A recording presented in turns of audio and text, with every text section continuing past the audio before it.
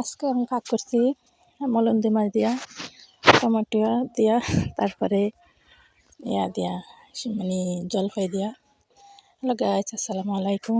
কেমন আছেন আপনারা? আশা করি ভালো আছেন। আপনাকে তো আমরা ভালো আছি আলহামদুলিল্লাহ। আর আমি এই যে আগে মাখা নিতেছি মেনি পেঁয়াজ, তারপর হলুদের গুঁড়া, মরিচের গুঁড়া, তারপরে রসুন, মানে সব কিছু একলগে মাখা জোগা, তারপরে দেয়া মাছটি দিয়ে দিতেছে আর কি।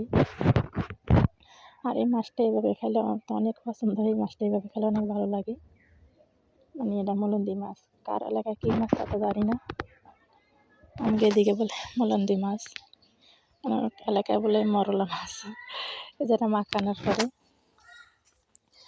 দেখেন অনেক সুন্দর কালারটা মাখানোর পরে দেয়া। তারপরে এটি আমি আবার মাখা রাখার পরে দেয়া এই যে মানে পানি দিয়ে তারপরে জল দেওয়া দিতেছে আর কি। জল দেওয়া মানে করে বসাইছি আমি। জোল করে ফাঁক করবো, একবার শুকাবো না, মানে হালকা জোল রাখবো সাথে। জোল করে ফাঁক করবো আর কি। যে আমার তরকারি করায় মানে বলক খাওয়ার পরে মাছটা ভাঙে না, মাছটা আনামি থাকে। এই যে মানে ইয়া করে লাড়া লাগে, হালকা করে লাড়া দেওয়া লাগে যাতে মাছটা না ভাঙে।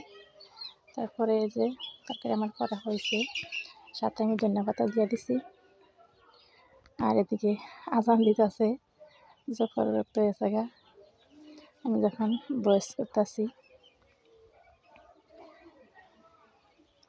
এই যে দেখেন কত সুন্দর কালার।